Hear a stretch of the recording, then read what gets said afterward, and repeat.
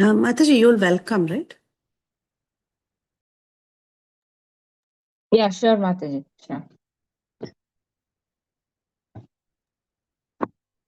So, Dakar Prabhu, you have some question? You have raised your hand. Mataji, Mataji, you'll welcome, right? Yeah, yes, Mataji. Yes. I'll do it.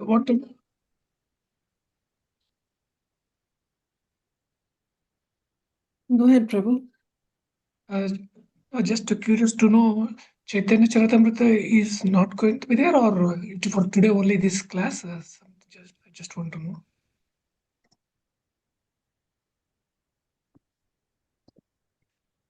Hare Krishna Prabhu. Actually, this is the Friday session. On Fridays, we generally have seminars, and the Sacred Vow of Margashish is over. So now we are going to start Nectar of Devotion chapter-wise summary, Prabhuji. Only on Fridays, huh? This one? Yeah, only on Fridays, because the other days, Monday to Thursday, is always Chaitanya Bhagavat. Okay. Thank you, ma'am. Yeah. Yeah, I'll go ahead, Mataji. Yes. वाञ्छाकल्पतरुभ्यश्च कृपा सिन्धुभ्य एव च पतितानां पावनेभ्यो वैष्णवेभ्यो नमो नमः। अनंत कोटि वैष्णव वृंद की जय। नामाचार्य श्री हरिदास ठाकुर की जय। प्रेम से कहो श्री कृष्ण चैतन्य प्रभु नित्यानंद, श्री अद्वैत गदाधर शिवासादि गौर भक्त वृंद की जय। श्रील प्रभुपाद की जय। गुरु महाराज की जय। All glories to the assembled devotees, all glories to the assembled devotees, all glories to the assembled devotees. Please accept my humble obeisances. This is Harita from Texas, welcoming all of you to this mid-morning Japa session of Bhakti Sangha. I thank all of you for attending this session. So today's session will be, it's a new session. It's Nectar of Devotion. The introduction will be given by our Grace Preeti Vilasni Mataji.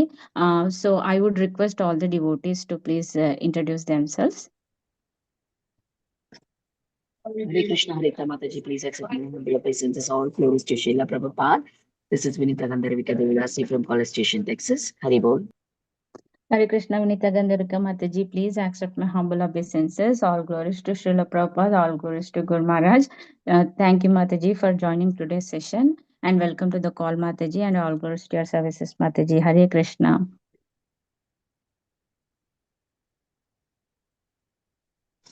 Hare Krishna Mataji, this is Preeti Vilasni Devidasi from Atlanta. Thank you, Mataji, for your warm welcoming. And also thanks, Sunil Prabhu, for the lovely chanting. There was a question about the class. Yes, it is going to be one chapter a day. And today we will have introduction. Hare Krishna, Preeti Vilasni Mataji, please accept my humble obeisances. All glories to Srila Prabhupada, all glories to Guru Maharaj. Thank you very much for giving your association, Mataji, and welcome to the call, Mataji, and all glories to your services. Hare Krishna. Hare Krishna Mataji, please accept my humble obeisances. All glories to Srila Prabhupada. This is Uma from Portland, Oregon. Hare Krishna, Uma Mataji, please accept my humble obeisances. All glories to Srila Prabhupada, all glories to Guru Maharaj. Thank you very much for joining today's session, Mataji, and thank you for your association, and welcome to the call, Mataji, and all glories to your services, Mataji. Hare Krishna. Hare Krishna.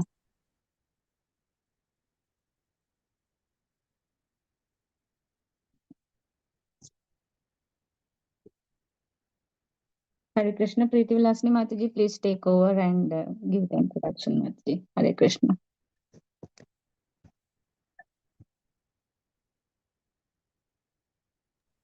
Hare Krishna, dear devotees. Thank you all so much for joining us today and giving us your most valuable association. Thank you, dear devotees, for joining us and giving us your most valuable association. Today onwards, for the next maybe 1 year, on every Fridays, we will be doing a study of the Nectar of Devotion. So you all are aware that Nectar of Devotion is one of the most important foundational texts in our Gaudiya Vaishnava Sampradaya. It is actually the English summary study of Srila Rupa Goswami's Bhakti Rasamrit Sindhu, and it is given to us by our founder Acharya Srila Prabhupada, so that the science of bhakti is accessible to a global audience. So it talks about pure devotional service and how to practice it, how to come to the point of pure devotional service and awaken love for Krishna. So the essence of the nectar of devotion is to awaken the soul's natural love for Krishna through proper practice, through sadhana, purity of heart, and continuous remembrance of the Lord. So this series is going to be a chapter summary, which means today Mataji will cover introduction. She will cover the introduction to Bhakti Rasamrit Sindhu or Nectar of Devotion in one class. There is a lot of content in every chapter, and we cannot do verse by verse because this is not a Bhakti Shastri study. Even in Bhakti Shastri also, our capabilities are limited. This is going to be a quick overview. That way, we have the opportunity to read the entire Bhakti Rasamrit Sindhu / Nectar of Devotion at in one series. We get that opportunity. And generally, even in Bhakti Shastri, we'll study only the Eastern wave. But in this series, it is going to be very special. We are going to do the entire nectar of devotion as presented by Srila Prabhupada in a summary format, which means all the waves, all the chapters, the depths of devotion will be exposed. And the series will be hosted predominantly by Her Grace Kirtida Sundari Mataji, and I will be an additional speaker. Okay, so thank you all so much, and we are excited to embark on this journey. And I will hand over the call to our today's speaker, Her Grace Kirtida Sundari Mataji, who will begin this Nectar of Devotion series with an introduction. Hare Krishna. Hare Krishna. Thank you so much, Priti Vilasni Mataji. Harita Mataji, would you like to go ahead and read Srila Prabhupada's quote for today? Yes, Mataji, sure. Thank you, Mataji. I'm just pulling up Mataji.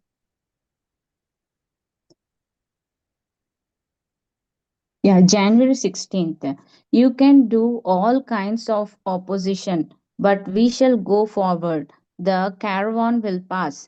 You may bark. So talk all these things as Krishna's mercies and engage more enthusiastically. Why should we be defeated? Calcutta, January 16th, 1977. Jai Srila Prabhupada. Hare Krishna Mataji. Thank you, Mataji. Please take over, Mataji. Hare Krishna. Thank you so much, Harita Mataji, for your warm welcome. Thank you, Priti Vilasni Mataji, for that intro. I know it's a big thing that we have taken up. It's a really big task, and especially feel very utterly unqualified to speak on such a high subject matter, especially Nectar of Devotion. But the thing is that we will be not going in great depth. We will be just scratching the surface of this wonderful ocean. And Krishna willing, we'll try so that by all of your blessings and empowerment, we may be empowered to speak something on this wonderful literature by Srila Rupa Goswami. So I really seek all of your blessings and permission and wishes to start this series with an intro to Bhakti Rasamrita Sindhu. Please accept my most humble obeisances at the dust of your lotus feet. Vancha kalpatarubhyascha kripa sindhu vacha patitanam pavanebhyo vaishnavebhyo namo namaha. So we'll start with the Mangalacharan and then we'll go ahead. Om Ajnanatimirandhasya Jnananjana-shalakaya Chakshurunmilitam Yena Tasmai Shri Guruve Namaha.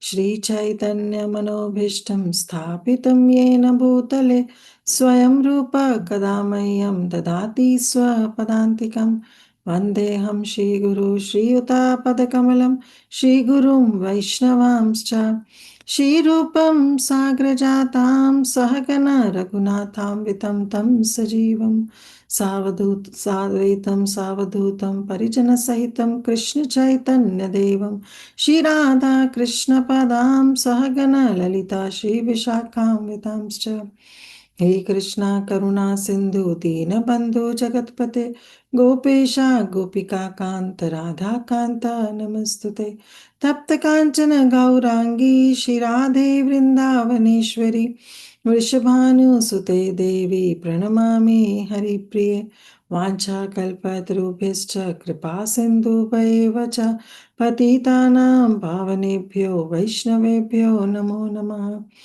जय श्री कृष्ण चैतन्य प्रभु नित्यानंद श्री अद्वैत गदाधार श्रीवास आदि गौर भक्त वृंदा हरे कृष्ण कृष्ण कृष्ण हरे हरे हरे राम राम राम हरे हरे नमो विष्णुपदाय कृष्णप्रस्थाय भूतले श्रीमते भक्तिवेदांत स्वामिनिति नामिने नमस्ते सारस्वते देवे गौरवाणी प्रचारिणे निर्विशेष शून्यवादी पाश्चात्य देशधारिणे गुरुवे गौरचंद्राय राधिकाय तदालय कृष्णाय कृष्ण भक्ताय तद्भक्ताय नमो नमः आनंद लीलामय विग्रहाय हेमादिव्य छवि सुंदराय तस्मै महाप्रेम रस प्रदाय चैतन्य चंद्राय नमो नमस्ते चैतन्य चंद्राय नमो नमस्ते चैतन्य चंद्राय नमो नमस्ते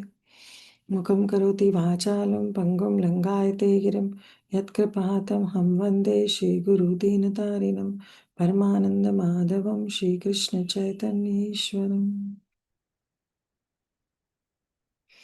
Hare Krishna, dear devotees. Thank you once again for all of your presence, for your association. That itself gives a lot of motivation and encouragement that we have taken up this series. I don't know how long we will be successful in doing this, but at least we can start and rest, leave it on to Krishna.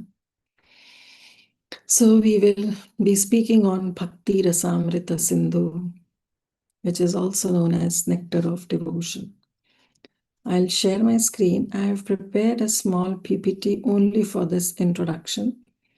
So we don't expect this PPT for every session, but only for this introduction because it requires a little bit of understanding. So that's why we did it. I hope you are able to see or not. Yes. Right? Yes. Yes, Mataji, we can see. Perfect.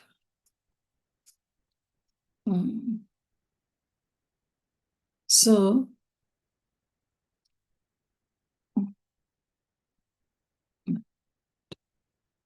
yes. So this is Bhakti Rasamrita Sindhu. As you all know, this book has been authored by our dear Srila Rupa Goswami. And Jiva Goswami, Srila Jiva Goswami has written the commentary on Bhakti Rasamrita Sindhu. So Bhakti Rasamrita Sindhu, how it originated, we will see in detail.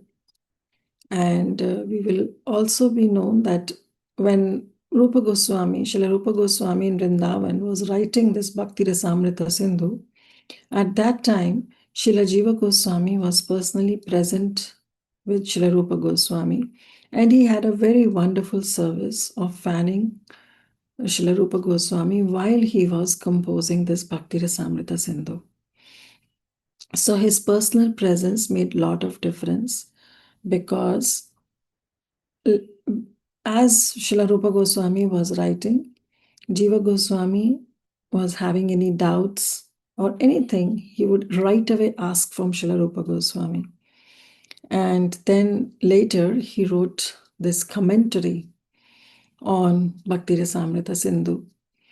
So it's a great fortune because we see even Bhagavad Gita, so many commentators have commented on Srimad Bhagavad Gita.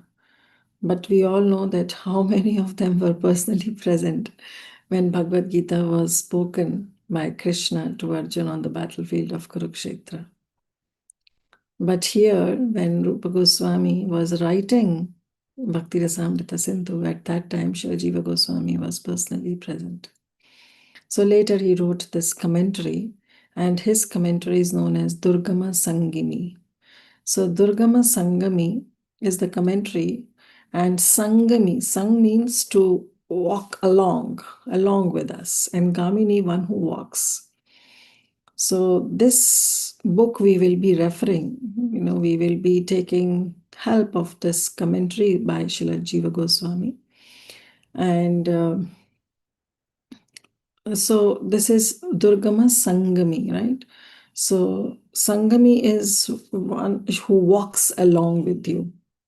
Like those, you must have seen some old people when they are not able to walk, then they take the help of a stick, right? So the walking stick. So this is the walking stick, one who walks with us on this difficult path. Durgama means the difficult path on which we are walking. So we need the help of a stick to walk on this difficult path, which is very difficult to traverse all by ourselves. So therefore, this Durgama Sangami is the commentary by Srila Jiva Goswami, and we will be taking help of his commentary. Also, the main, of course, Srila Prabhupada has written, also commented on Bhakti Rasamrita Sindhu. So that will be the main book that we will be referring to. But also, we will be referring to Waves of Devotion, which is written by His Holiness Dhanurdhar Swami. And he has very beautifully written, commented on Prabhupada's Nectar of Devotion. So basically, His Holiness Dhanurdhar Maharaj, he has taken the commentary of Srila Jiva Goswami, purports of Srila Prabhupada, combined them together and authored a book named Waves of Devotion. So we will be referring that. Okay, so this was just set that where we will be heading to while speaking on Bhakti Rasamrita Sindhu. So we'll go a little bit on the history and then we will move ahead. So this Nectar of Devotion, which is a summary study of Bhakti Rasamrita Sindhu, it was written by Srila Rupa Goswami in Sanskrit. We know that he was one of the chief of the 6 Goswamis and was the disciple of Sri Lord Chaitanya Mahaprabhu. So Mahaprabhu met Srila Rupa Goswami. First he met in Ramakeli. At Ramakeli, when Rupa Goswami was engaged as a minister in the Mohammedan government of Bengal under Nawab Hussain Shah, along with his brother Srila Sanatan Goswami.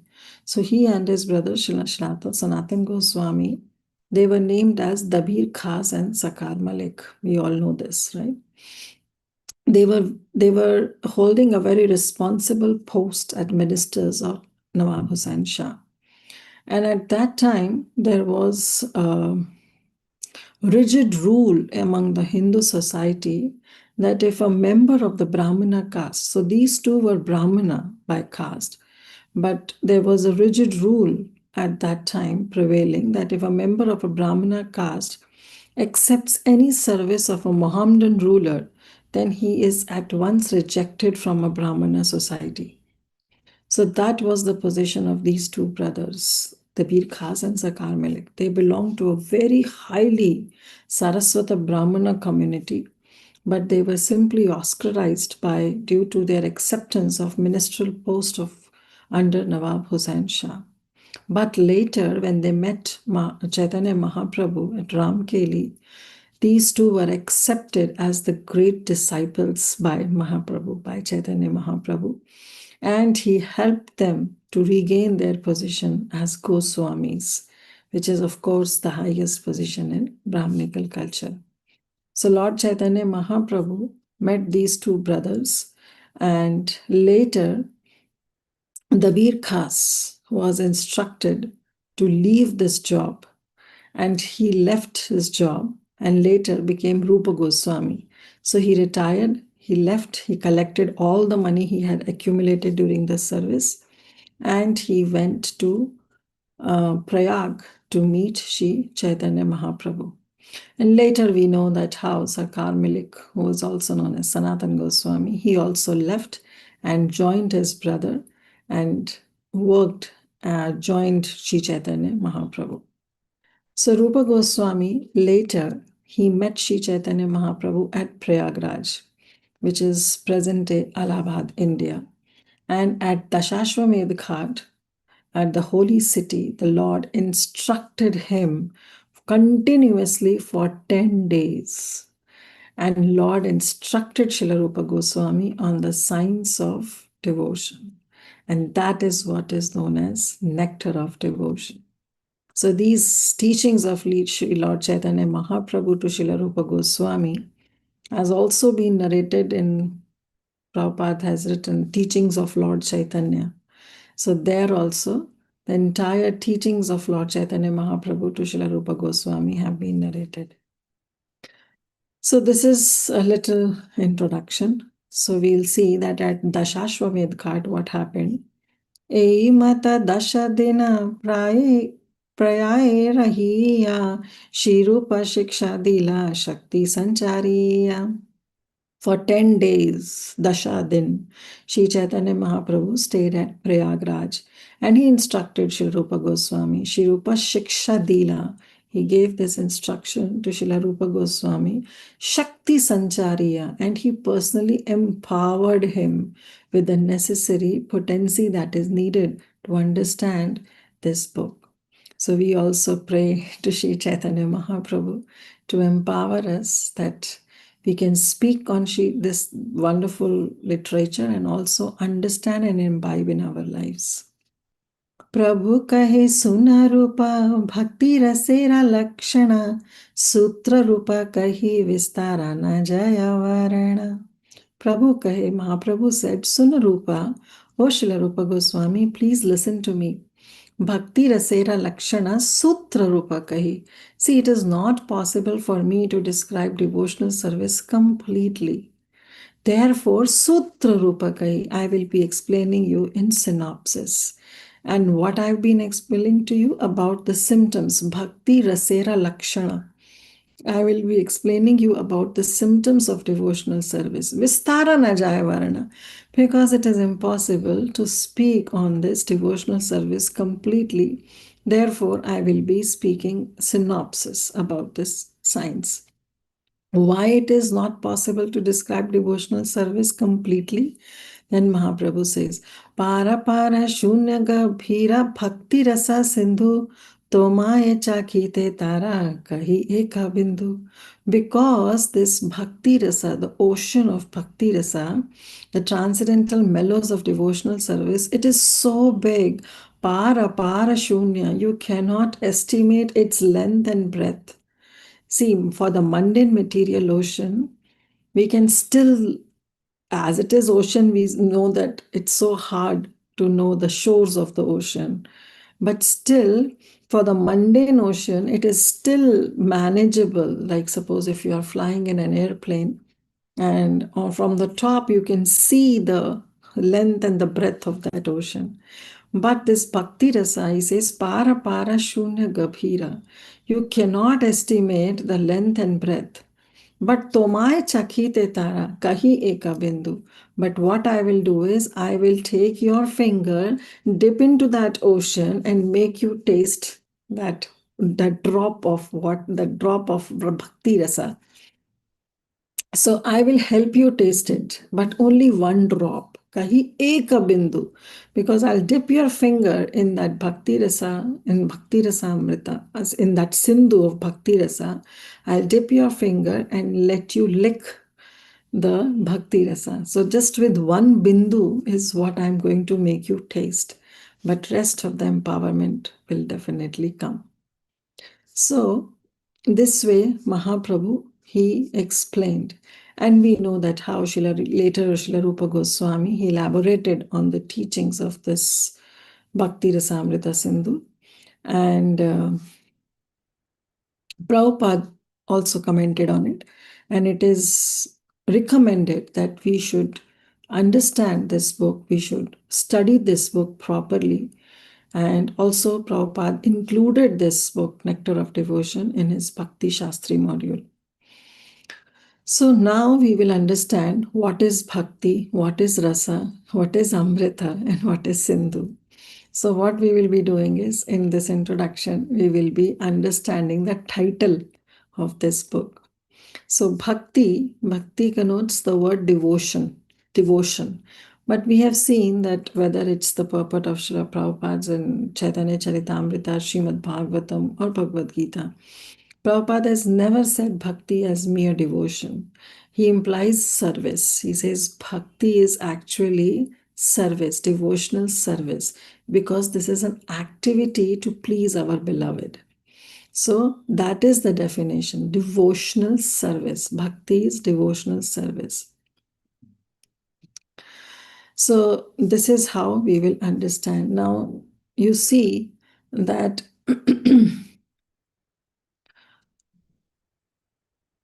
actually, if you take an analogy of a child, Prabhupada actually writes this in his commentary to Bhakti Rasamrita Sindhu, that how this nectar of devotion teaches us to love our Supreme Lord Sri Krishna and to be in that abode where we can enjoy our blissful life with him. So Prabhupada gives this analogy that in the primary stage of our life, when the child is there, the natural propensity for the child is to love his parents. As the child grows up, then the child starts loving his brothers and sisters. Then he starts loving his family, his society, his community, his country, his nation. So this is how the loving propensity, it changes. But still he's not even satisfied. He's not satisfied. Why? Because he doesn't know about the Supreme Lord. So when that loving propensity is towards the Supreme Lord, then the real perfection comes. So Srila Prabhupada says that love can become all-embracing only when we understand that Krishna is the Supreme Lord and He is the root of all creation. Therefore, Prabhupada quotes this verse, says, Yatha taror mula nishechenena tripyanti tatskanda bhujo pogashaka pranopachara cha yathendriyanam tathaiva sarvaham achyuteja. Very common verse you have come across many times, that as pouring water on the root of the tree energizes the trunks, the branches, the twigs, and everything else, and as supplying food to the stomach enlivens the senses and the limbs of the body, simply worshipping the Supreme Personality of Godhead through devotional service automatically satisfies the demigods who are parts of the Supreme Personality. So actually, the thing is that, like Prabhupada gave this example of a child. The child is still not satisfied. Even he may love the entire nation, but that satisfaction is not there. The real satisfaction comes when he starts loving Krishna. And when he starts loving Krishna, then all the other relationships are understood in relationship with Krishna. So at that time, the real satisfaction comes. So therefore, we have to water the roots. We have to water the roots, and then the entire plant will be nourished. We have to feed the stomach, then the entire body will be nourished. Similarly, we have to do bhakti towards the Supreme Personality of Godhead. Only then we will be able to satisfy everybody and satisfy our own selves. So, nectar of devotion actually teaches us this science of loving everyone, living entities, everyone perfectly by the easy method of loving Krishna. If we love Krishna, we love everybody. Our Krishna consciousness has a triangle. You all know that, right? So the three vertexes of triangle is Namaruchi, Jivadaya, and Vaishnava Seva. So Jivadaya, how it will come, how the Jivadaya will come. It's not that we have to have that daya or compassion towards every jiva separately. That Jivadaya comes when we keep Krishna in the center. When we understand the science of loving everyone through loving Krishna. When we love Krishna, naturally we'll have compassion towards every jiva because we know that every jiva is part and parcel of Lord Shri Krishna. So this is how nectar of devotion actually teaches us. So this is bhakti. Now comes the word rasa. What is the meaning of rasa? Rasa is very, very difficult to translate. Srila Bhakti Siddhanta Maharaj translated it as mellow, because English is such a language which has certain limitations. We all know. So with those limitations, it's very difficult to sometimes address these difficult words in Sanskrit or in Hindi. It's very, very difficult because of the limitation of the language. So in English, the closest we can say the meaning of the word rasa is as mellow. But actually, rasa is Thai bhav, which is nourished by various components. So this we will see in the further waves, that what is Thai bhav, what is anubhav, what is bhav, what is sanchari bhav, what is vyabhachari bhav. So that we will see. But right now we have to understand that it is Thai bhav which is nourished by various components. Now it's difficult, of course, to understand that what it is. So in a simple language, we can understand that what is this Thai bhav, and what is this various components. So for example, if we have any vegetable, suppose if we have paneer sabzi, right? So we have paneer tikka masala, or means paneer sabzi with some capsicum. Normally, people when go to restaurant, they order these paneer sabzis. So imagine now this paneer sabzi. So what is the main component of that sabji? The main component of that vegetable or that sabzi, that preparation, is actually paneer, right? But along with that paneer, there are so many other ingredients added, like tomatoes added, ginger is added, and capsicum is added, and a lot of spices are added. So what are they doing is they are enhancing the flavor of that entire preparation. But the main component, ultimately, when the preparation will come, you will not name all the spices and all the vegetables that are put. But main component in that vegetable, in that preparation, is paneer. So you'll say it's a paneer sabji, right? But if you eat only paneer, the raw paneer, you may not develop that taste. But you eat that entire preparation with all the spices and other vegetables mixed together, then it enhances the flavor. This is what is rasa. So that paneer sabzi, that is the paneer that is there in that vegetable, is the sthai bhav of the jiva, that eternal relationship that he has with Krishna. But it is nourished by other bhavas also. So you cannot have that taste of paneer when you eat raw paneer, but you eat that entire preparation, then you feel, and the experience that you have is what is rasa.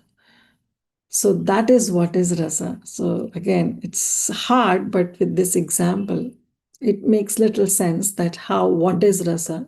It's not just one thing, but it's the mixture of various components. Then Prabhupada describes that there are two kinds of rasas, bhakti rasa and mundane rasa. Bhakti rasa is the taste which is relished in devotional service to Krishna. That is bhakti rasa.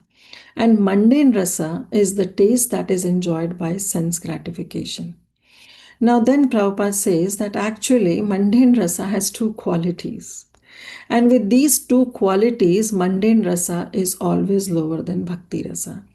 What are the two main qualities? The first is bhoga tyaga.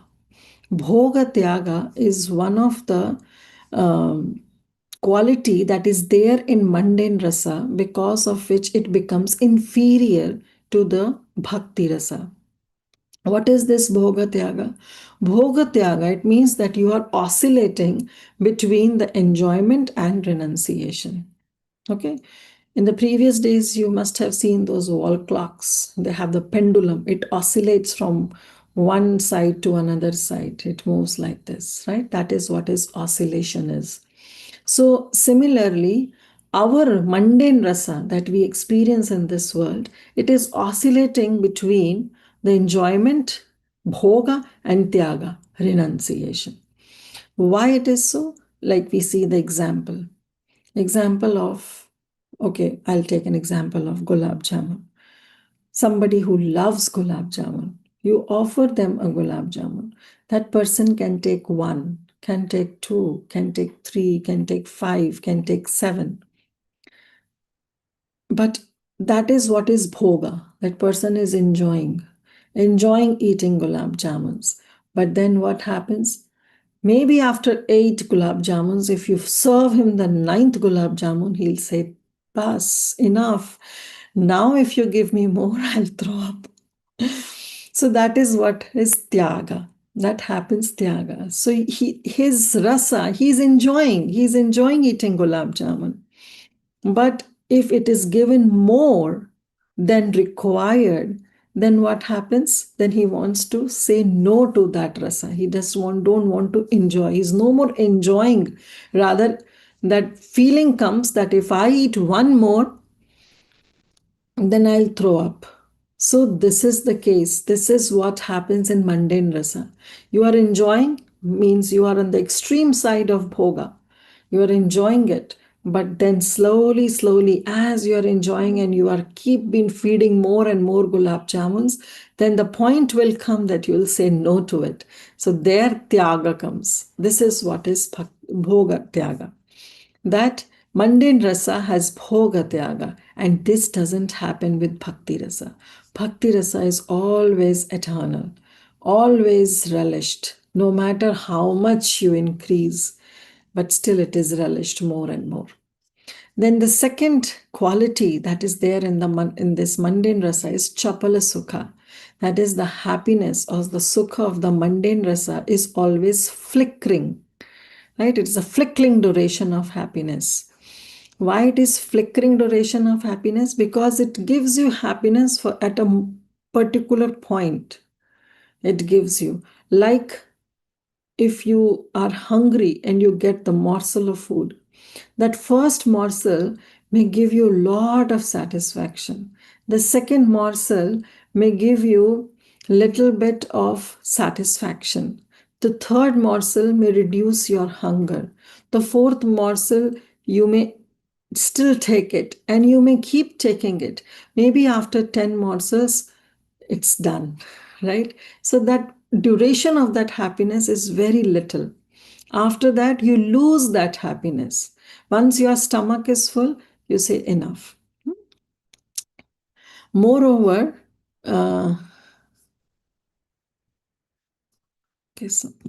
moreover, it is also terminated at the time of death. So whatever happiness we experience, it is terminated at the time of death because it is only till material world. Mundane rasas are only limited to this world.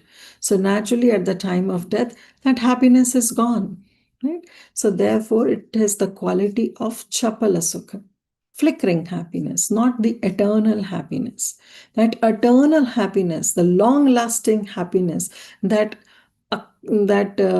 akshara sukh, that is only there in bhakti rasa. So even the greatest material pleasure must end at death.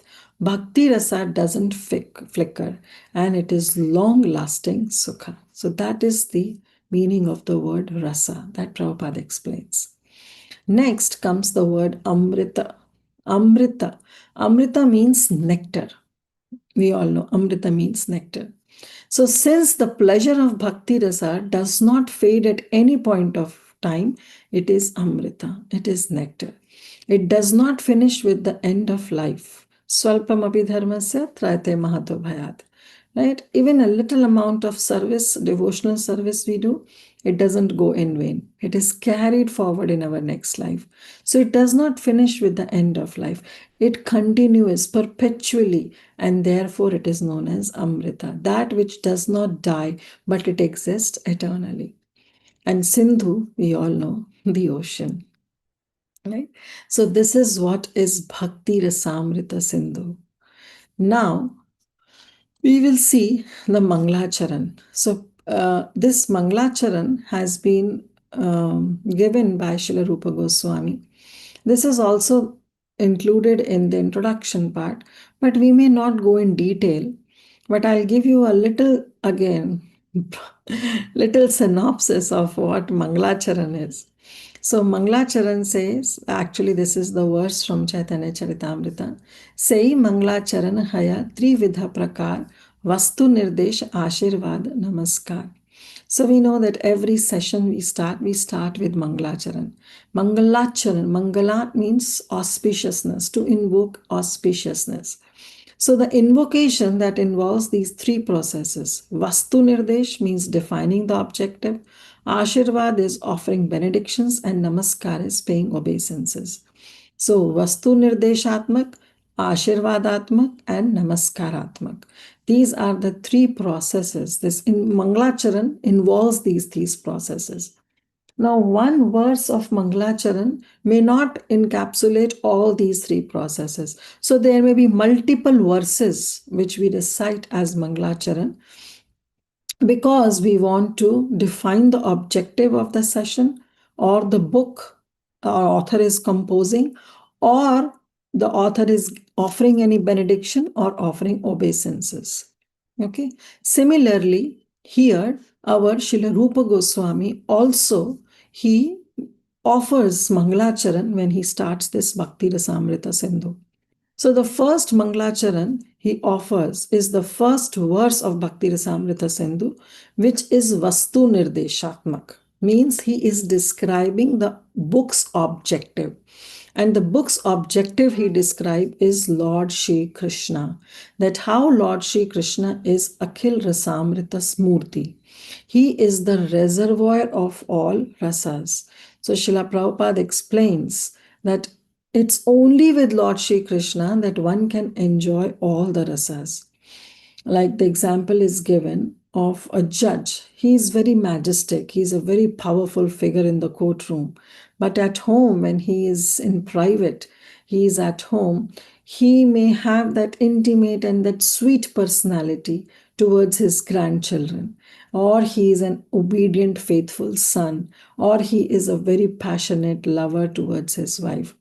So similarly, the Supreme Lord Narayan, if somebody worship him as Narayan, it is the Supreme Lord, where he reveals his majesty and power. But at home in Vrindavan, he's full of wonderful, sweet personality. That's what our Lord Shri Krishna has. So he is Akhila Rasamrita Murti, that he is the one with whom one can enjoy all kinds of rasas. Now imagine if somebody is with Lord Narasimhadev, the bhakta or the devotee of Lord Narasimhadev will have only and only dasya pravarti towards Narasimhadev, that I am his das, he is my master. That's the only bhav one can develop by seeing Lord Narasimhadev. Nobody has the courage to put hands around Narasimhadev's shoulder and say, hey buddy, how are you?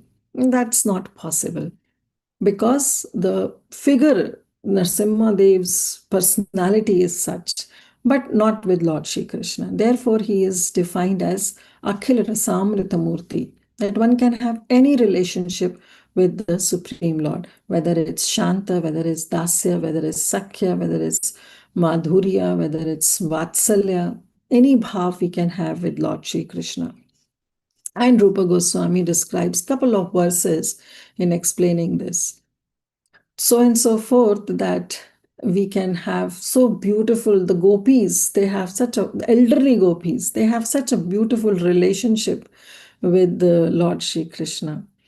I just remember there's a very beautiful verse also by Raskhanji. He's a great poet, and who came to Vrindavan, was so much captivated just by hearing the beauty of Lord Shri Krishna. And he wrote this, says Ganesh Mahes Dinesh Surasahu Jahi Nirantara Gave, Jahi Anadi Anant Akhand Ached Abhed Sube Ved Batave. Narad से सुख व्यास रहे पछिहारे तहु पुनि पार न पावे ताही अहिर की छोचरिया छचिया भरी छाछ पर नाच नचावे. So that is the relationship in Vrindavan one can have with Lord Shri Krishna.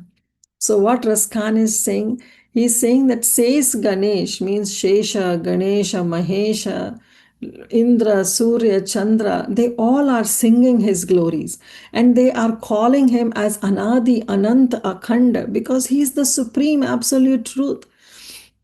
From Narad Muni, Vyasadev, they all are singing his glories, but they are not able to sing his glories completely. Right? Narad says Sukh Vyasa Rahe, Pachip Khare. They are tired. Puni Par na pave, but they are not able to completely sing the glories of Lord Shri Krishna. And that same Lord Krishna, Tahi Ahir ki Chochariya, means a little cowherd girl can make Krishna dance just for giving one glass of chach, buttermilk. Just with a mood of giving one chachiyavar means just a small glass of buttermilk, she can make Krishna dance because Krishna is captivated by this so-called rasa with the gopis. So this is how Srila Rupa Goswami talks about. Then he talks in the second verse about the Namaskaratmak, where he writes the verses of Mangalacharan in glorification, paying obeisances to Sri Chaitanya Mahaprabhu, where he says, I am the lowest, but it is only by the empowerment of Sri Chaitanya Mahaprabhu that he is able to write this transcendental literature. Then in the third verse, he offers obeisances to his guru, declaring his guru means, of course, to Sri Chaitanya Mahaprabhu, but also to his elder brother, Srila Sanatan Goswami, because now he's saying that I'm writing this Bhakti Rasamrita Sindhu only and only for their pleasure. Then he offers obeisances to all the great devotees who will be diving deep in this nectar of ocean and will be relishing this wonderful scripture. So then Rupa Goswami, this way he writes many verses of Mangalacharan, but then from verse number 9, 7th to 9th, he gives the various divisions of this entire ocean, the structure of Bhakti Rasamrita Sindhu. So this is how this entire Mangalacharan goes, and later he gives this entire structure, because this entire ocean, where it is located in the heart of Srila Rupa Goswami. So when Mahaprabhu narrated or told him about the science of Bhakti Rasa, at that time, Rupa Goswami, who was who can very easily remember, because he heard this entire science in Dashashwamedh Ghat in Prayag, and later when he came to Vrindavan, then he started writing on this science in this book, Bhakti Rasamrita Sindhu. So that entire ocean, the geography of that entire ocean was there in the heart of Srila Rupa Goswami. So if somebody asks that where this ocean is located, it is located in the heart of Srila Rupa Goswami. And then what do you find in the ocean? You find various waves. The waves are there in the ocean. But these waves are mostly found at the shore of the ocean. They are not found in the middle of the ocean. In the middle, the ocean is very silent, very quiet, gentle. But at the shores, the ocean may have a lot of waves. So this is how we also have to understand this Bhakti Rasamrita Sindhu. So this is the structure of Bhakti Rasamrita Sindhu. We will go clockwise. Okay, this is always clockwise. And so first comes the eastern division, right side. If you see a wall clock and you go a clockwise direction, it's the eastern division. Then comes the southern division, then the western division, and finally comes the northern division. Okay, so this is how Bhakti Rasamrita Sindhu is, the geographically it is located. So this eastern division is known as Purva Vibhag. Okay, sorry. So this is known as Purva Vibhag, and the name of this eastern division is Bhagavad Bhakti Bheda. That is, varieties of devotional service are being described in the Purva Vibhag. So the ocean, the entire Bhakti Rasa Amrita ocean, that entire ocean of Bhakti Rasa, it has 4 divisions. Okay, and we'll go clockwise. So 4 divisions, they are Eastern Division, Southern Division, Western Division, and then the Northern Division. In the Eastern Division, which is known as Purva Vibhag, which deals in what? Bhagavad Bhakti Bheda.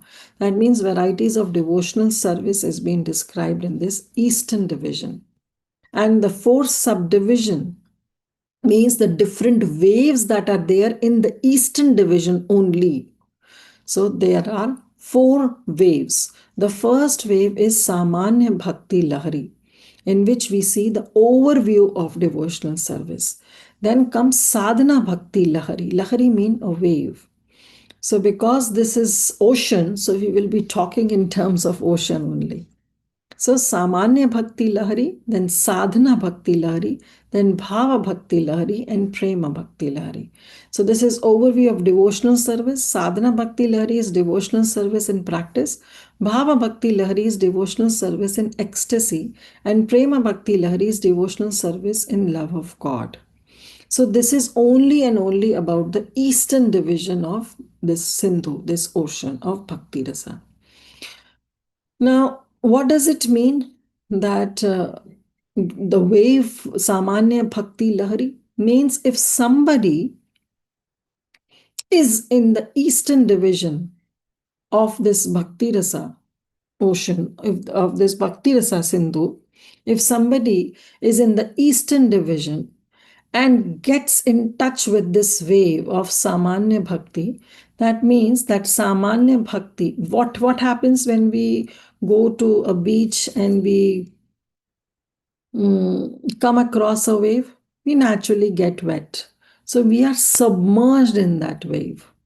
So anybody who is in this Purva Vibhag, who is in the eastern division of this ocean and comes in contact with Samanya Bhakti Lahari, comes in contact with the devotional service, then that wave will drown him, will submerge him in devotional service. This is the meaning.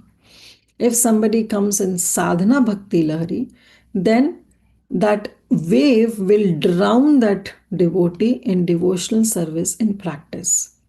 If somebody comes across with Bhava Bhakti Lahari, then that wave will drown, will submerge that devotee in devotional service in ecstasy.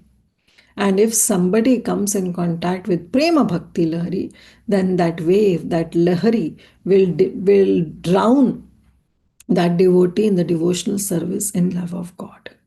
So this is how the Lahari works, the waves work. Okay, so this is Eastern Division. Now comes the Southern Division, right? Because we are going clockwise.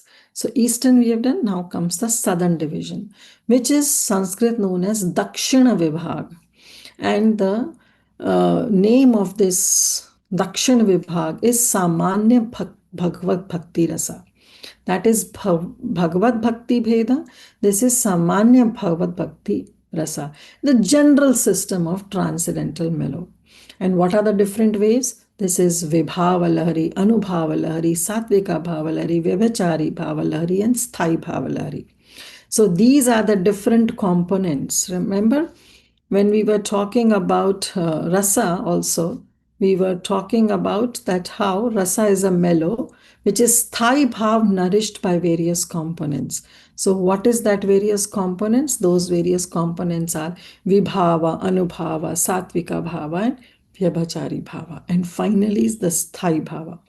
Now this is what you can understand. This sthai bhava is paneer in that paneer preparation. But rest of them are the spices, the tomatoes, the ginger, or the capsicum, the bell peppers, or whatever you want to add, something extra. So these are the various components. But together is what is known as rasa. So this Dakshin Vibhag deals with it. This Dakshin Vibhag, this southern division, deals with Samanya Bhagavad Bhakti Rasa. And in that we have these five laharis, the five waves. Then comes the Paschima Vibhag, or the western division. In this we have Mukhya Bhakti Rasa, the primary loving relationships. Okay, this also have five laharis, the five subdivisions, the five waves. Shanta Bhakti Rasa Lahari, which is neutral love. Prita Bhakti Rasa Lahari, which is Dasya Bhav. Prayo Bhakti Rasa Lahari, which is Sakhya Bhav. Vatsala Bhakti Rasa Lahari is Vatsalya Bhav. And Madhurya Bhakta Rasa Lahari, which is Madhurya Bhav, which is the crest jewel of all the rasas, devotional service and conjugal love. So, how to understand? Again, I'm coming back to the same thing, that if somebody is in the western division, in the Paschima Vibhag of Bhakti Rasa Sindhu, then what happens? And comes in contact with, suppose, Priya Bhakti Rasa Lahari, comes in contact with this Lahari, then what happens? Then that person is drowned or submerged in the Sakhya Bhav, in the fraternal devotion towards the Supreme Lord. Okay, this is how we have to understand. And finally, we have the Uttara Vibhag, which is the northern division, which is Gauna Bhakti Rasa. So this is Mukhya Bhakti Rasa and this is Gauna Bhakti Rasa, or the secondary loving relationships. It has the 9 divisions. Hasya Bhakti Rasa, that is humor. Adbhuta Bhakti Rasa Lahari, that is wonder, means the secondary relationships. Humor, wonder, chivalry, compassion, anger, horror, and ghastliness. That is Hasya, Adbhuta, Veera, Karuna, Rudra, Raudra, Bhyanak, and Bhivatsa. So Karuna Bhakti Rasa Lahari, Raudra Bhakti Rasa Lahari, Bhyanaka Bhakti Rasa Lahari, and Bhivatsa Bhakti Rasa Lahari. But then it also deals with 2 extra, that is Rasa Maitri Vairasthiti. This is the wave that submerges one in the situation of friendship or enmity between the various rasas. And it's little difficult to understand, but we will, Krishna willing, if we come across, then we can deal with the subject matter as we come to Uttara Vibhag.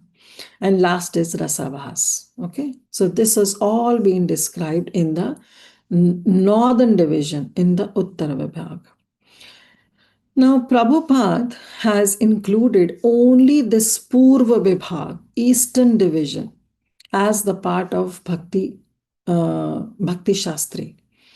But here we are not doing Bhakti Shastri, so we'll not go in detail also. But at the same time, we'll be scratching the surface of all the divisions, whether it's Eastern, Southern, or Western or Northern division. So we'll not go in details, but we'll be scratching the surface. We'll be trying to cover, because that will help us to develop more intensity, to read in more scrutinizingly, so that we can read this entire scripture and we can dive deep into this ocean of Bhakti Rasa.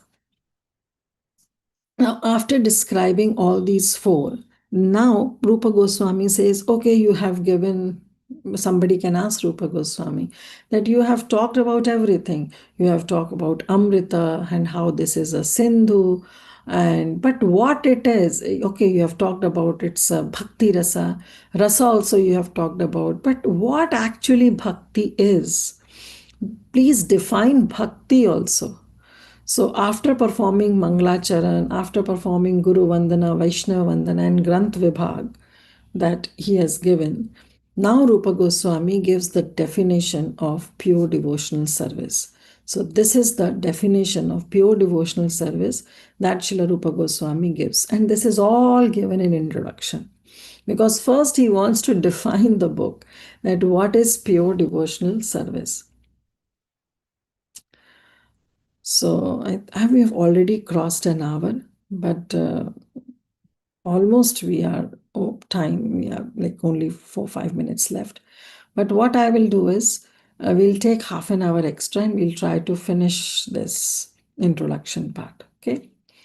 So Rupa Goswami, he gives the definition of pure devotional service. Bhaktir Uttama. Right? So he quotes this verse, which is a complete definition of Uttama Bhakti, or the pure devotional service. Anyabhilashita shunyam jnana karmadi anavritam anukulyena Krishna anushilanam bhakti uttama. So Rupa Goswami then he describes this definition of pure bhakti. And in this verse is actually the Paribhasha Sutra, or you can say the thesis statement upon which this entire book is based. Because this book is talking about Bhakti Rasa only. This book itself is an ocean of Bhakti Rasa. But what is Bhakti? That is what Rupa Goswami describes in introduction only. And he talks about this Paribhasha Sutra of this entire book, that is Anyabhilashita Shunyam verse. Now, in this verse, Rupa Goswami says that the last two lines, Anukulena Krishna Anushilanam. So, Bhakti Uttama means that he is simply describing about Uttama Bhakti. Okay. But then he gives entire verse are the characteristics of these Uttama Bhakti. So, he says the last line means Anukulena Krishna Anushilanam. These words describes the mukhya, or you can say the Surup Lakshman, the primary characteristics of Bhakti Rasa, so of pure devotional service. So these are the primary characteristics, and the first two lines are categorized as the Tatastha Lakshana, or the secondary characteristics. Okay, so the primary characteristics is what he says is Anukulena Krishna Anushilanam, which is the primary characteristics of Bhakti Uttama. So now we will see what does it mean. Okay, so we know the Sarup Lakshan and Tatastha Lakshan. Now what is the meaning of Anushilanam? So Anu means to follow. Anu means to do something constantly, to do something repeatedly, but with love. That is Anu, to do with love, to do something constantly, repeatedly, or following somebody. Sheelanam, the Sheel Dhatu, it comes, the root word is Sheela. So Sheelanam, Anusheelanam. Sheelanam means to serve, to practice, to worship, right? Or to meditate, or to constantly think about someone. So that is the meaning of Sheelanam.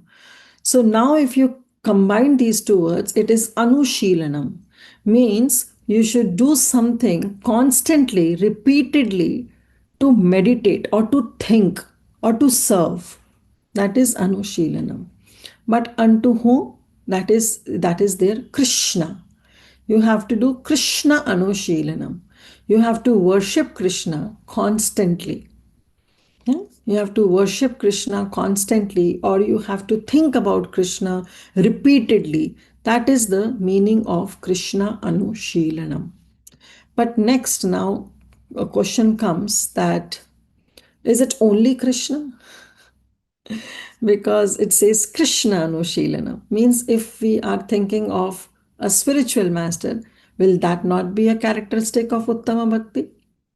Then Prabhupada quotes, and of course Srila Jiva Goswami comments, and he gives the analogy of a soldier. Okay, that the soldier is such, when the soldier is recruited and is sent to the border where he has to fight the war, the soldier is expected to be equipped with all the weapons. The soldier goes in his uniform, he has all the weapons that are needed, and then only he goes to the war front. Similarly, Jiva Goswami says that here when Srila Rupa Goswami adds the word Krishna Anushilanam. So Anushilanam we know. When he says Krishna, he means to say Krishna and his entourage. Means Krishna and his devotees. Krishna and his representatives. Which includes our spiritual master, Vaishnavas, sadhus, shastras, and Tulsi Maharani, they all are included in Krishna Anushilanam. So that means if we are constantly worshipping or meditating repeatedly to, or we are worshipping or serving, Shilanam also means to serve. When we are serving the Vaishnavas, we are serving the sadhus constantly, repeatedly, that is also Uttama Bhakti. When we are serving Tulsi Maharani, when we are worshipping Tulsi Maharani repeatedly, constantly, that is also Krishna Anushilanam. That is also an Uttama Bhakti. So that is the first characteristic of Uttama Bhakti. The primary characteristics. That is Anushilanam. That we have to worship or we have to follow Krishna and and of course anything that is related to Krishna, where Krishna is there, like spiritual master who is the representative of Krishna, Guru, Sadhu, Shastras, Tulsi Maharani, Srimad Bhagavatam. All these are non-different from Krishna, right? Even Shri Guru is non-different. Sakshat Dharitvena Samasta Shastra, right? So this is how it is. It includes everybody, not only just Krishna, but everybody related to Krishna. Now, how we have to do it? Anukulena. Now, it has to be done favorably. Because if it would have been only Anushilanam, then we can say that even Hiranyaksh, even Hiranyakashipu, okay, even Kamsa Maharaj, he was doing Anushilanam, he was doing Krishna Anushilanam. He was thinking of Krishna, he was meditating on Krishna, day and night he was doing it. Another example is of Shishupal. Day and night he was thinking of Krishna, though in enmity and Kamsa in fear, but day and night he was thinking of Krishna, meditating on Krishna repeatedly, constantly. So he was fulfilling this primary characteristic, Anushilanam. But Rupa Goswami says that Anushilanam has to be done Anukulena. Sorry, it has to be done in a favorable way. In a favorable way. Always thinking of Krishna so that Krishna is pleased. That is Anukulena, which is favorable, which is for pleasing Krishna. That is what is Anukulena Krishna Anushilana. So therefore, Rupa Goswami adds this word Anukulena. Not only Anushilanam Bhaktiruttama, but Anukulena Krishna Anushilanam Bhaktiruttama. Uttama Bhakti is that you do Anushilanam, Krishna Anushilanam, but in an Anukul way, not in a Pratikul way. That means do something which pleases Krishna. But then again the question comes that what about Hiranyaksha and Hiranyakashipu? They were also doing Anushilanam and they were also pleasing Krishna.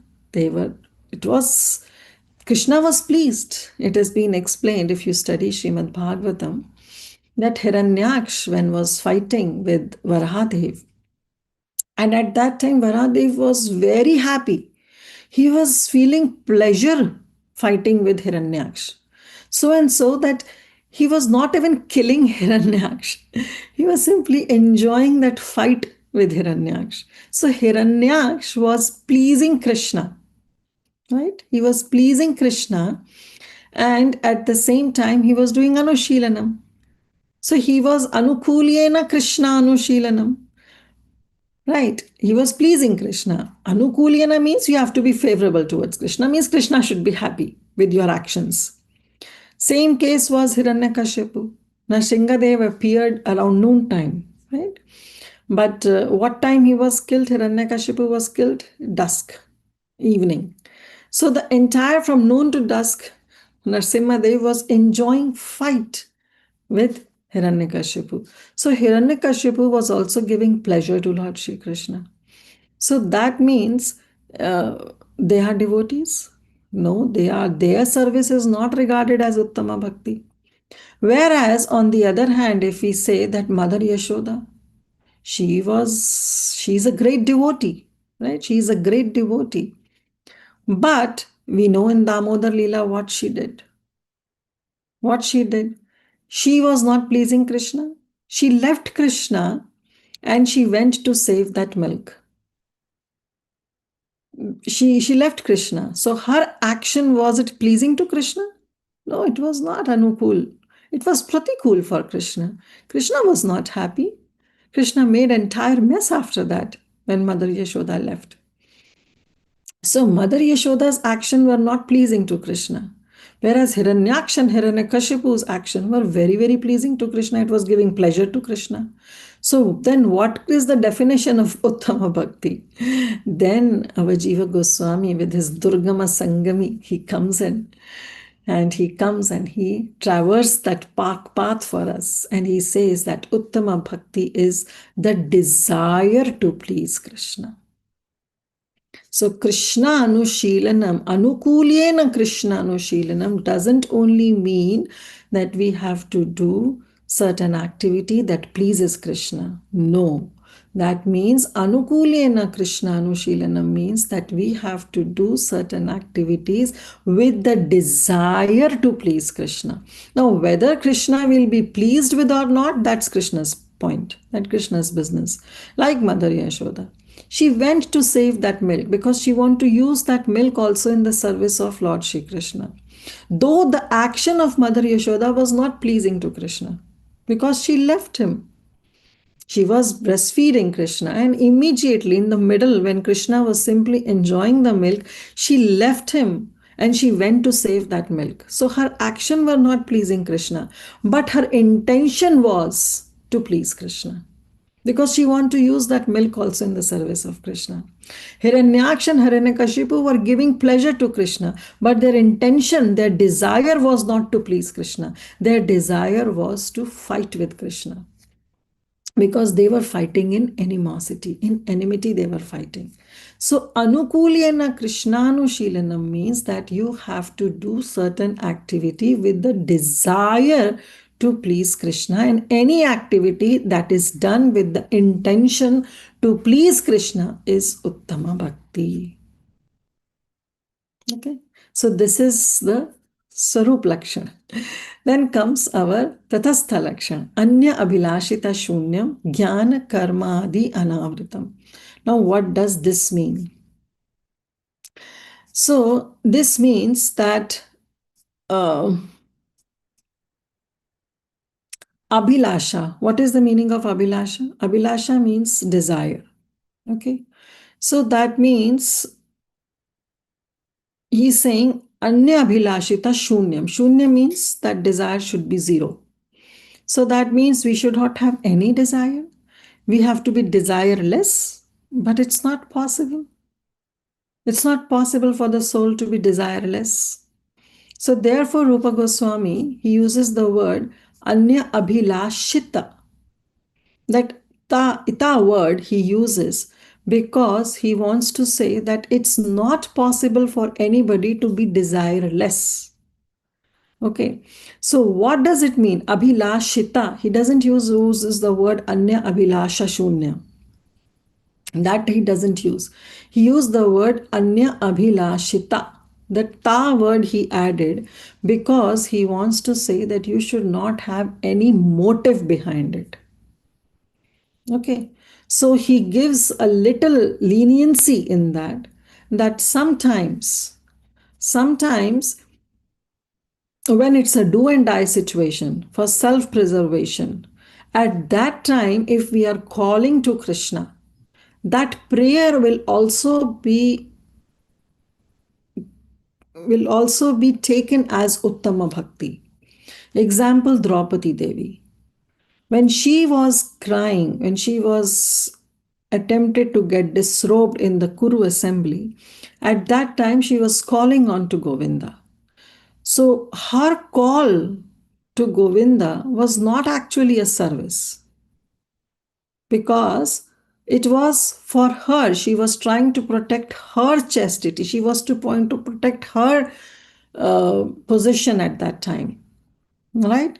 But Rupa Goswami says that her prayers are also Uttama Bhakti, because it was desire to save her thing, desire to save herself when the do and die situation comes. But that is a temporary phase. That is not a hetu. That is not a motive behind. So when we are also in that situation, that situation may be a temporary phase for us, where we call upon to Krishna when we are in a do and die situation for self-preservation. At that time, our prayers that we call out to Krishna are also Uttama Bhakti, because it doesn't have any ulterior motive, any hetu behind it, any motive behind it. Okay, I'll give you an example. There was a book distributor, and that book distributor was distributing books. The whole day he distributed books.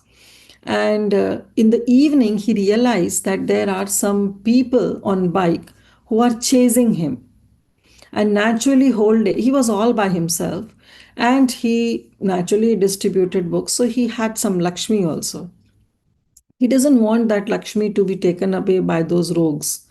So he was running, and these people were chasing him.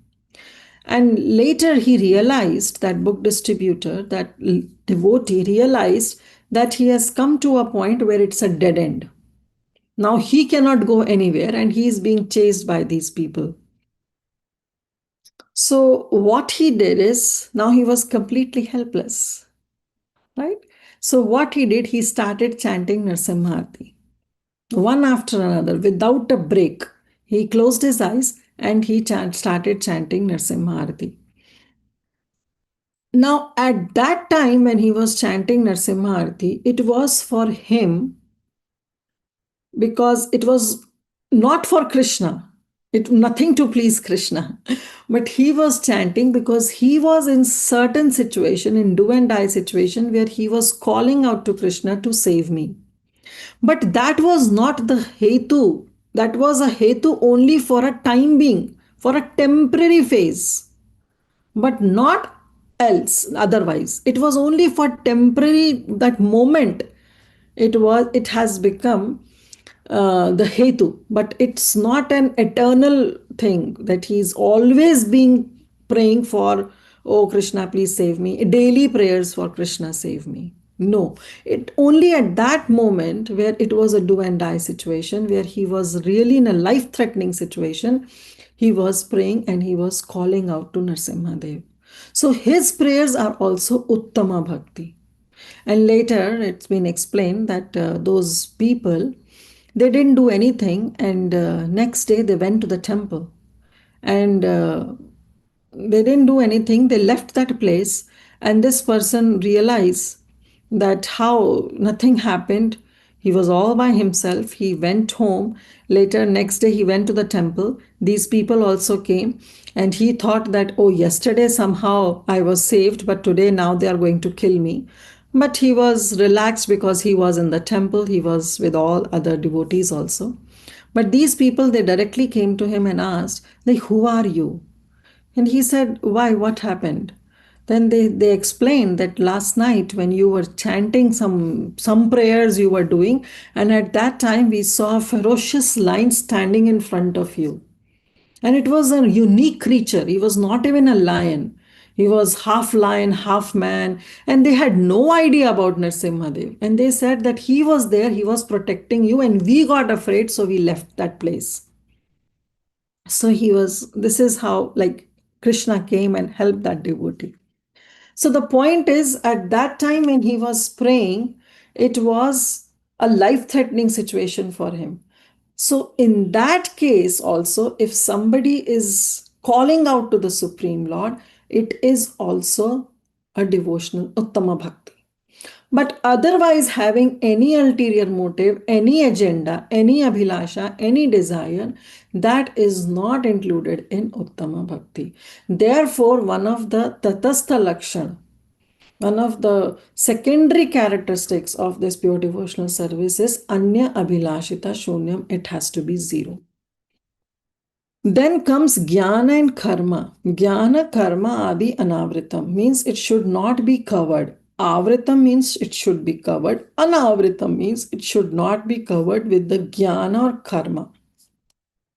That should not be the case when somebody is performing the devotional service. Like some, what do you say? There should be that your bhakti should be completely ruled out of all the philosophical speculation. Those jnanis uh, who attain, who desire, who has this aspiration of Brahman, means they want to merge into that Brahman Jyoti, they also do a certain bhakti, because that bhakti is required, tinge of bhakti. But it's not a Kevala bhakti, it's Pradhana Bhuta bhakti, right? Where the bhakti aspect is less, but uh, their aspiration of achieving moksha is on to higher level. So Rupa Goswami says that when somebody is doing Kevala Bhakti, then it should not be covered with any ulterior philosophical speculation or any motive. And similarly, it should be devoid of any karma, ritualistic pursuits. That means that if you are doing any karmic activities, don't let it be like your devotional service should not be covered with it. In that case, the example is given like we do a Pindadana sanskar, right? So, or we do some other samskaras. Of course, it is not an Uttama Bhakti, right? But when somebody, even a Uttama Bhakta is doing it, then we have to understand that if that person is doing it, that he depends upon those those karma kanda things, then it is wrong.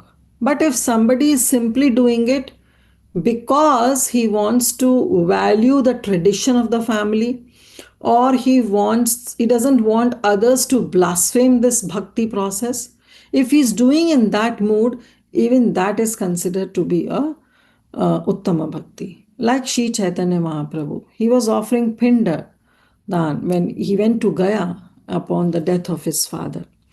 And another example is that somebody is taking service, they are taking help of astrology. We see that even the devotees, they also go for astrology.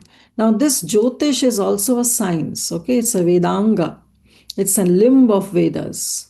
So it is not, it is in Vedas only, it is not something that is outside. So, but in astrology case also, if somebody is whole soul depending upon astrology, that is wrong. But if somebody is simply taking the help of astrology, it is still considered to be an Uttama Bhakti. Like for example, Prabhupada, when he used to any do some welcoming of the deities and deities installation or inauguration, temple inauguration, he used to consult the astrologers about the right mahurata, and he used to all this. So that doesn't mean that he is doing some karma kanda thing. No, it was an uttama bhakti only, but it was not covered with the tinge of jnana and karma. Prabhupada was doing all those ritualistic pursuits he was following, but at the same time, he ordered his disciples that Harinam should go on for 24 hours. So, this is how Rupa Goswami he gives this Anya Abhilashita Shunya, Jnana Karma Adi. Adi here refers to means your other Ashtanga Yoga, Jnana Yoga, any other.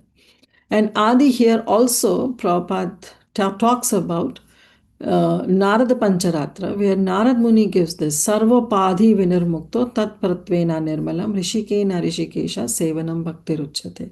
That bhakti or devotional service means engaging all our senses in the service of the Lord, the Supreme Personality of Godhead, who is the master of all senses. He is Rishikesha. When the spirit souls render service unto the Supreme, there are two side effects. One is freed from all material designations. So when somebody is performing Uttama Bhakti, one has to give all the upadhis. I am this, I am that. All the upadhis, sarva upadhi vinirmukta. We have to be clear of all upadhis. No papa, punya, any designation we should carry while doing this bhakti. And our senses also. Tat pratvena nirmalam. Malam means contamination. Nirmalam means purified. Our senses are purified by being employed in the service of the Lord. So this is what is, it says that we have to perform Uttama Bhakti, but at the same time, it doesn't have to be covered by Jnana, Karma, Adi. Adi refers to our designations that we may carry. Okay. So with that, we will end this session. I'm sorry I took 20 minutes extra, but we will stop this session here, pause rather, and next Friday we'll continue with the first chapter of Bhakti Rasamrita Sindhu, and in that Samanya Bhakti Lahari, in which we'll be describing about the characteristics of the pure devotional service. Okay, so thank you all so much, and please forgive me for taking these few minutes extra because it was the first class, but we'll try to limit ourselves within 1 hour as far as possible. Okay. So thank you. Srila Prabhupada ki jai, Srila Rupa Goswami Prabhupada ki jai, Srila Jiva Goswami Prabhupada ki jai, all the assembled Vaishnavas ki jai. Jai. Thank you very much, Kirtida Sundari Mataji. That was really very blissful class. Like we got lot of insights on Bhakti Rasamrita Sindhu. What is the meaning of Bhakti Rasamrita Sindhu and how Srila Rupa Goswami has written it. Like he took the permission of Lord Sri Chaitanya Mahaprabhu. He took his insights, his blessings, and then he started it, and how Jiva Goswami has assisted him while he was writing this book. And what is bhakti? Like it, bhakti means it's like pure devotional service to the Lord with love. And according to Srila Prabhupada, like it is worshipping the Krishna, the Supreme Personality of Godhead, through devotional service, automatically satisfying the demigods. And what is rasa? You have I like so many insights. Should I go over all those points, Mataji? I have No, written it down. no, But Mataji, no, yeah, no. In interest of time, yeah. skip all Yeah, that. thank you, Mataji. And you told us about like what are the branches under that, like various branches.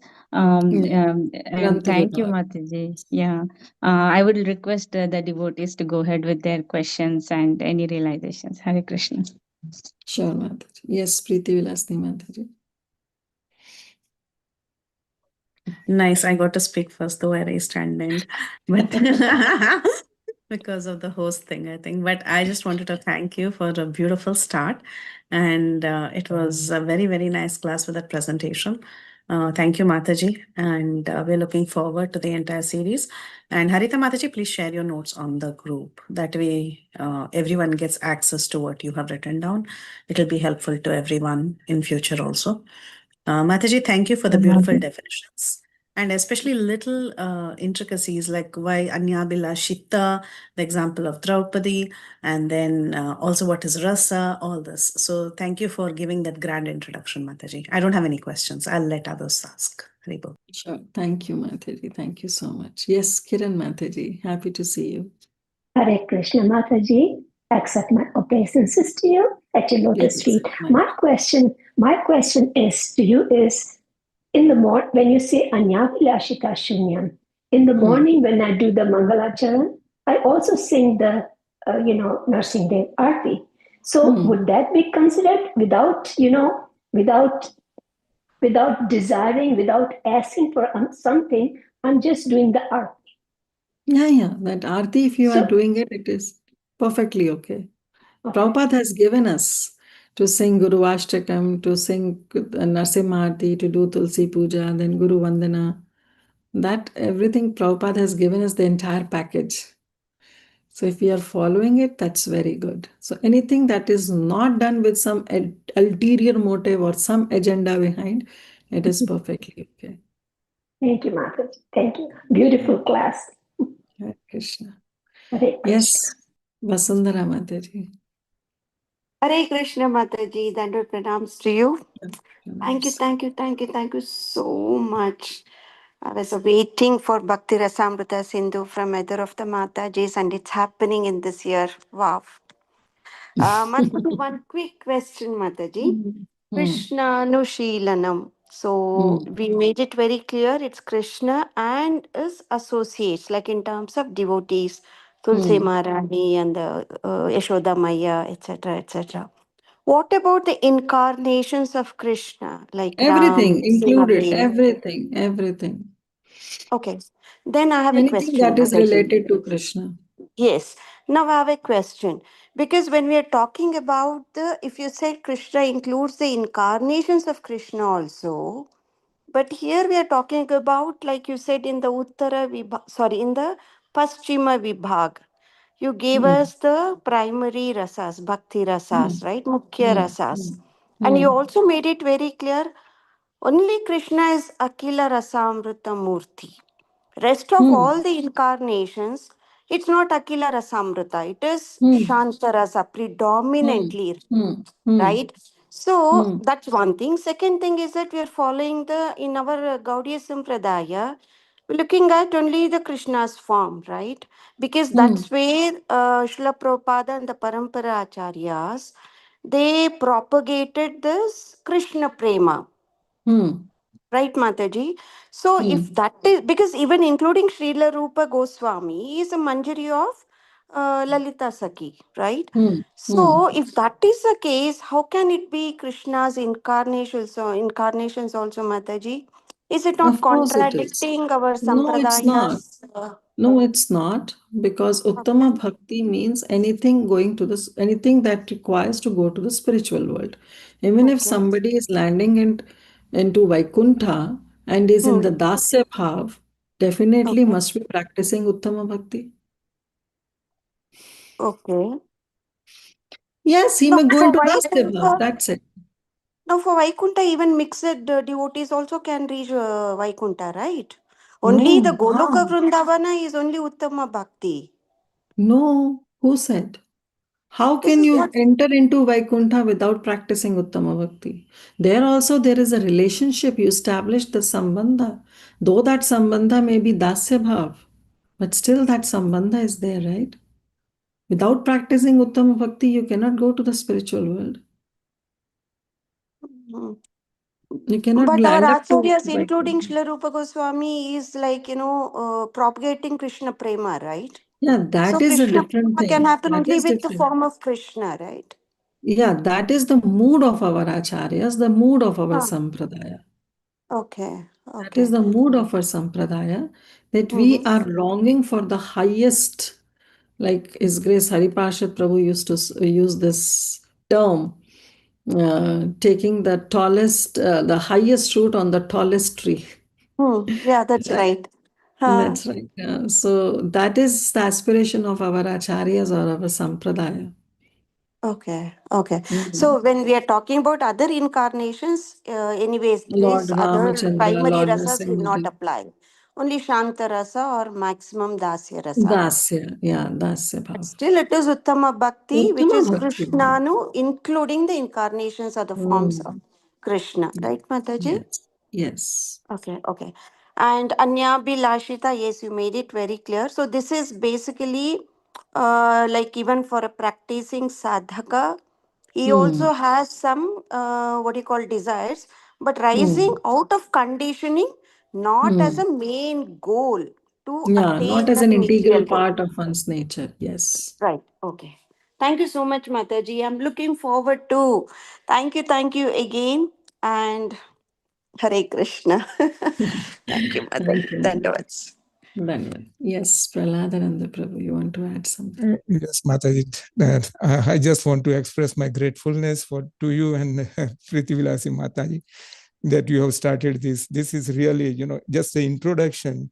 I feel so much kind of, pleasure out of it, the spiritual pleasure we feel like that.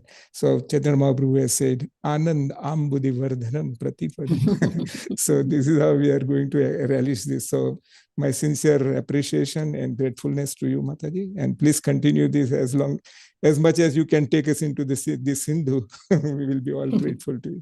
Thank you, Let's Mata. see, Hari Prabhu. Bol. Hari Bol. How much ever we'll be able to dive. that's up to Srila Prabhupada's mercy and Bhagavan. Yes. He has written that make me dance as much as you like. Mm. So we all need to do like. Thank you again, Mata. Hari Bol. Thank you. Yes, Sudhakar Prabhu. Krishna Mataji. Mm. I think it's a wonderful class for me, at least a blockbuster I can see for the next of the series. Just one realization, my realization or my understanding, correct me, Mataji, when you say Krishna Shilam, is my understanding right that even Harinam Sankirtan is can be considered as Uttam Bhakti, Of right? course. Because anything related to the in Lord's name, form, you said not only avatars, it can be his dham, his name, his Abhinnatvam nam namino. There is no difference. Thank you, Mataji. Thank you so much. Thank you. Yes, Vrinda Gopika Mataji. Or it's Vrinda. I don't know who's Vrinda. Vrinda Gopika Mataji only. Okay, Vrinda Gopika Mataji, you want to unmute? Jai, good to see you, Mataji, but not able to hear you. Mataji, we can't hear you. You're on mute. Mataji, maybe she needs to be unmuted. Yeah. Go ahead, Mataji. Now we can. Hare Krishna Mataji, Koti Koti Dandavat Pranam, Srila Prabhupada, Srila Gurudev Ki Jai, Gopinath Ki Jai. Mataji, from last 6-7 months learning Bhakti Sastri, ये जो भक्ति रसामृत सिंधु है माताजी, वो आज से 15-16 साल पहले माँ बाबा के घर चालू किया था, पर तभी पता नहीं था कि that is the part of भक्ति शास्त्र. And they all are following CC Swaminarayan, पर कोई अमेरिकन ब्रह्मचारी ने दिया था सीसी भक्ति Rasamrita Sindhu. So I started before that, so at least 70% understand. Going ER, Mataji, pray for me. Lots of pain in chest. So Mataji, Krishna Katha is very important in our life. Anesthesia, like anesthesia, जब भी कुछ भी operation होता है तो before that given that anesthesia is a Krishna Katha. If we not take anesthesia, then doctor will not operate the operation. So exactly like that, from morning hearing Aji Adi Gadadhar Prabhu Krishna Katha, that charge our battery. And these all things, Bhakti Rasamrita Sindhu, Bhakti Sastri, not for taking a certificate, but for apply to read Srila Prabhupada book, apply in our day-to-day life, so we can chant our round. I cannot get up 4:30, I start 5:15. Our round attentively, that much I learned, Mataji. बहुत आनंद आया. कौन से शब्दों में वो भाव explain करे वो समझ में नहीं आता है कि कैसे भी करके जो श्रील प्रभुपाद ने दिया है, राधा रानी ने दिया है कि सब वैष्णव, वेदर इट्स कुकिंग, बड़े बड़े तपेले भर के प्रसाद बनाना, weather CU and G Priti Vilasini is sharing Krishna Katha, that charge our spiritual battery so that we can do our japa attentively.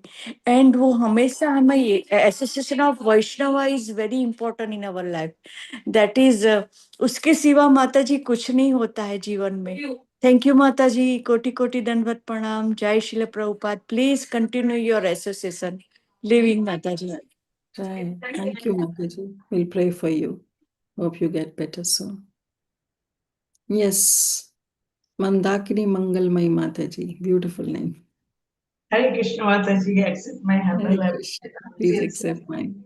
And all Vaishnavis and participants and all glories to Srila Prabhupada. I have heard that this Bhakti Rasa Sindhu, how you explain so nicely. That's all definition and how to progress and how to go step by step and all those things. But Purva Bhag, you said 5 classification there, right? In Eastern, and then Southern is 5. And, Southern is 5 also, and then Western is 7 or 5. 5. 5, and then Northern is 9 or 7. 9. And these are classification of Roshas explain or what? Classification of Roshas, No, right? classification of the rasas are explained. Okay, and one more thing is there's aesthetic is 8 kinds of, for our bhakta, Shuddha bhaktas, not me, but Shuddha bhaktas, they have that. Ashtasatvika Vikar. Yeah, but Ashtavikara only for Mahaprabhu Chaitanya Dev or kind of thing. Only Srimati for Radharani, yes. Srimati Radharani, both of them only for those, and three for Shuddha Bhaktas, right? Shuddha Bhaktas can get those Ashtasattvika vikars. Ashtashatika, I'm not sure that, because I heard that's also the, what you call this, Sri Shikashtakam. It says all that when we start to glories about you, then my throat will be starting trembling, and then eyes will be full of tears, and then I will feel shivering. Those are the three it says about that, right? So all of them appearing at the same time can happen only in the Supreme Lord or Srimati Radharani Chaitanya Mahaprabhu.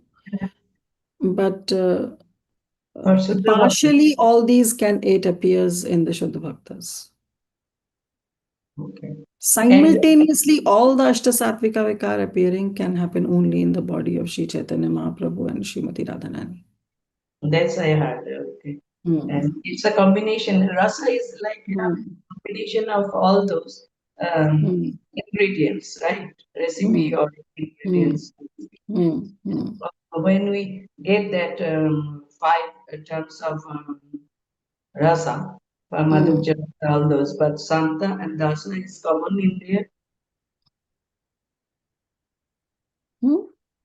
Santa and Santa Rasa and Dasa Rasa is common, are common in the 5 rasas. Yes. So how did it like stream-wise, when you get into the science division, then you get some streams like electrical engineer, doctor, or others. And these kind of things, like when we go to these rasas, like Madhurya rasas, Bachelor rasas, how do you, who guides us to, it is inherited or predestined? No, it's not predestined. How did you? It's our spiritual master who guides us and connects us with someone who is the perfectionist in that rasa. So somebody guides us to Our continue spiritual that. master guides us and connects us to that person. Okay, like in Vatsalya, we have Mother Yashoda. So our spiritual master, if he finds and he thinks that we are into that rasa and he sees that sthai bhav in us, then he will connect us where we will always be working under Mother Yashoda. Okay, so in spiritual life, in spiritual world, that's the highest position of Bachelor Jashoda Mata. So no, we will not get a position of Mother Yashoda, but we will get a position of assistant. Assistant of Mother Yashoda, yes. Okay, thank you so much. Thank you. Yeah, and all those Purva Bhag and all those things, 4 division of nectar of division, right? Nectar of devotion. So first bhag is for Bhakti Vinashamrita Sindhu up to 19th chapter, and then yes, first 19 chapters. And others are all according to self-study. Self-study. Okay. Self-study. It is not covered in any of other like Bhakti Vaibhav or Bhakti So why Siddhanta. don't everybody finished up to 19th chapter? Only 19 chapters, yes. After that, it's Prabhupada says it's a self-study because it gets more detailed and esoteric. So who is interested, they can engage with that. And it's self-study. Okay. Thank you so much. Hare Krishna. Hare Krishna. Yes, Sindhu Mataji. Hare Krishna Mataji. Thank you once again for a wonderful class. As usual, it was as if Bhakti Shastri was repeated for us. It was so beautiful. It is. I was actually about to ask you that question. I think that Mataji asked if you can continue after 19th chapter. I know you said it is self-study. But this is not Bhakti Shastri, right? This is not Bhakti Shastri. So we will cover the entire ocean. Entire, all 4. All 4 divisions. All 4 divisions we will try to cover. Today you gave us all rasgullas and gulab jamuns. Thank you so much. When I saw In Bhakti Shastri, we did only Eastern, but this is Bhakti Sangha. So we will do all four, Krishna willing, but only in synopsis, not in details. Yes, yes. Even the synopsis is very great, Mataji, because personally, if you ask me, I can't read so much. So I don't, even if I sit, it is very difficult alone to read. So this is a wonderful initiative by you and Preeti Vilasani Mataji. Please accept my, stated obeisances under your lotus feet. One other question I had was I have to go back and hear to your recording, Mataji, because I had to step away for a meeting. When we started talking about the Eastern wave, Southern wave, and all these things, it is the stages of bhakti in the heart of a sadhaka, correct? Means Is that the right what? understanding? Means what? The wave. See, it is the progression of bhakti that we are seeing in the heart. That is what is this Bhakti Rasamrita Sindhu, right? Yes. So, at what stage is when they start the pure bhakti? It is already Eastern wave. Is it like that? Yes, in the Eastern wave only he bhakti? talks. No, in the Eastern wave only Rupa Goswami talks about this prema bhakti lari, devotional service and love of God. Rest all it depends upon the mood of a sadhaka.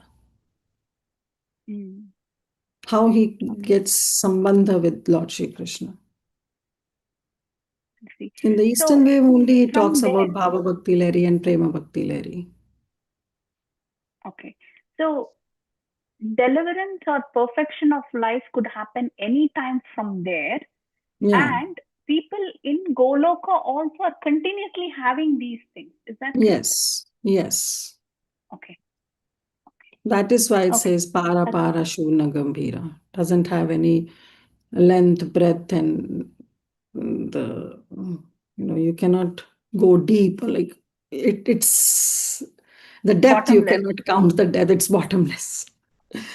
Yes. Okay. Very nice, Mataji. Thank you so much, Mataji. Thank you once again for your association. Like Madhavi Kadambari, this one also hope to, hear every session attentively. Please show your mercy on all of us and continue to give your association. Hare Krishna, Mataji. Okay, devotees, it's already Hare late. Krishna Mataji, 1 minute. ये जो शिष्य भागवतम की तरह story नहीं होती है, शिष्य उपनिषद और शिष्य भक्ति रसामृत सिंदूर, तो जब हम सीनियर वैष्णव के पास सुनते हैं, माताजी पढ़ के भी नहीं होता है, समझ नहीं आता है, but when we hear from senior Vaishnav, तो उनकी मतलब they are very sincere in their sadhana. That's why we understand deeply our Sisi Sanatan Goswami, Sisi Rup Goswami Vani. Hari Bol Mataji, Danvat Pranam, Jai Shri Prabhupada. Thank you, Mataji. Koti Koti Danvat Pranam. Okay, dear devotees, I think so. There are no more questions. I see one question by Sunil Prabhu, where he is asking what is the difference between Bhoga Tyag and Chapala Sukha. Bhoga Tyag means oscillating between the enjoyment and renunciation. And Chapala Sukha means it gives flickering happiness. It doesn't give you Akshara Sukha, it gives you a Shara Sukha. Like it is limited. That happiness you get after that mundane rasa, it is a limited happiness. It is not unlimited happiness. So that is means of chapala sukha, flickering happiness. It doesn't last long. It lasts only for a particular period of time. So that is the difference. Okay, so thank you so much. We will stop here. Yeah, thank you very much, Mataji. Mataji, actually, Sunil Prabhu has asked some more questions also, like related to the branches of the Bhakti Rasamrita, like Bhakti. He has asked some more questions in the and chat. that we will see as and we progress, the answers will come. Your questions will be answered. Yeah, sure, Mataji. Okay. So, Sunil Prabhuji, please wait for coming weeks and please attend all the future sessions. sessions can help you answer all the questions. Yeah, Okay, sure, let's stop Prabhuji. here. Vancha kalpatarubhyascha Rubhyascha kripa sindhubhyev cha patitanam Patitanam pavanebhyo pavanebhyo vaishnavebhyo namo namaha. Vaishnavebhyo namo namaha. Koti Vaishnav Anant Vrinda ki Koti jai. Vaishnava Jai. Ki jai. Jai. Jai. Her Grace Kirtida Jai. Sundari Kirtida Mataji Sundari ki Mataji. Jai jai. Jai. Jai. Thank you, Hare Krishna, Mataji. Thank Prabhupada. you.